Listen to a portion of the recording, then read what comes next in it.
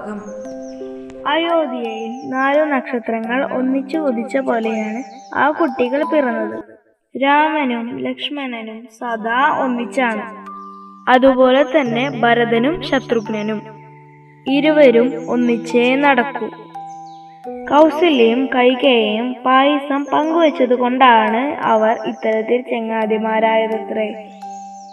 ഒരാൾ കൗസല്യ പുത്രനൊപ്പം, മറ്റേയാൾ കൈകേയി പുത്രനൊപ്പവും. വസിഷ്ഠന്റെ ആശ്രമത്തിലാണ് അവർ വിദ്യ അഭ്യസിച്ചത്.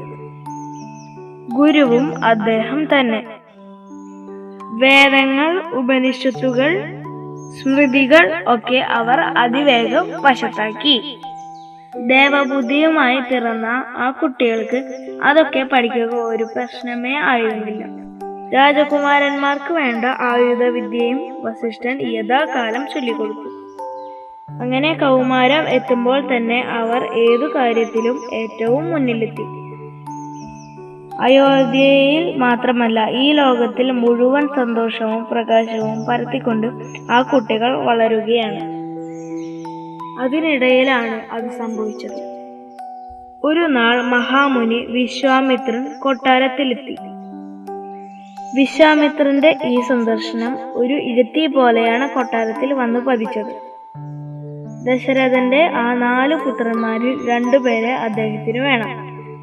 ശ്രീരാമനെയും ലക്ഷ്മണനെയും അദ്ദേഹത്തിന്റെ കൂടെ അയക്കണം. വെറുതെ അല്ല, അസുരന്മാരെ കൊന്നൊടുക്കുവാനാണ്. അസുരന്മാർ ആശ്രമത്തിലെത്തി തന്റെ യാഗങ്ങൾ മുടക്കുന്നു.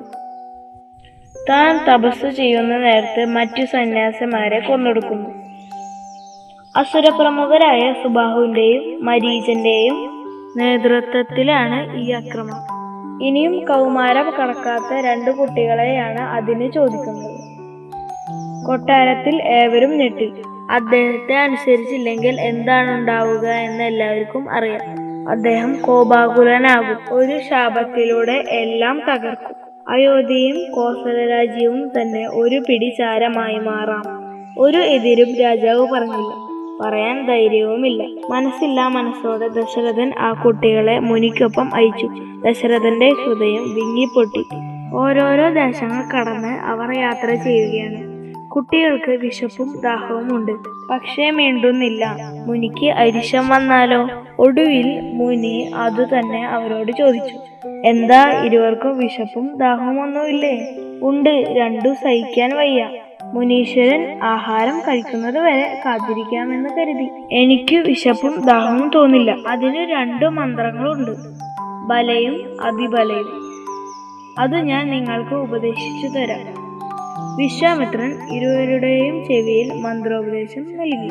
ആ നിമിഷം തന്നെ അവരുടെ വിശപ്പും ദാഹവും ഒക്കെ വിട്ടുമാറി. ഇരുവർക്കും നല്ല ഊർജവും കിട്ടി. ഗംഗാനദിയും കടന്ന് അവരുടെ യാത്ര നീണ്ടു.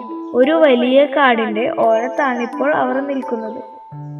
അപ്പോൾ മഹർഷി അവരോട് പറഞ്ഞു, ഈ വനത്തിലൂടെ വേണം നമുക്ക് യാത്ര ചെയ്യാൻ. പക്ഷേ ഇത് താടകാവനമാണ്.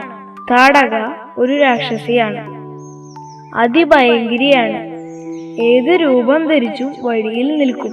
വരുന്നവർ അവളെ തിരിച്ചറിയില്ല. ആരെയെങ്കിലും കയ്യിൽ കിട്ടിയാൽ അവൾ സ്വന്തം രൂപം സ്വീകരിക്കും. അവരെ കൊന്നു തിന്നും. അവളെ പേടിച്ച് ആരും ഇതുവഴി നടക്കാറില്ല. പക്ഷെ പലപ്പോഴും അവൾ കാടിനു പുറത്തിറങ്ങും. കിട്ടുന്നവരെ പിടിക്കും. അവളെ കൊന്ന് ജനങ്ങളുടെ ഭീതി അകറ്റണം. രാമന് ഉത്സാഹമായി. ആദ്യമായി സ്വയം ചെയ്യുന്ന ഒരു കർമ്മമാണ്, ധർമ്മമാണ്. രാമൻ തന്റെ വില്ലെടുത്തു. ചെവിയോളം ഞാൻ വലിച്ചു നീട്ടി. അതിന്റെ പ്രകമ്പനത്തിൽ താടകാവനമാകെ കിടുങ്ങി വിറച്ചു. രാമൻ ശത്രുവിനെ കൊല്ലാനായി ആദ്യത്തെ ശരം തൊടുത്തു. ലക്ഷ്മണനും ശരം തൊടുത്തു തയ്യാറായി നിന്നു. പെട്ടെന്നതാ ഒരു ഘോരരൂപിയായ രാക്ഷസി അവരുടെ മുന്നിലേക്ക് ചാടി വീണു.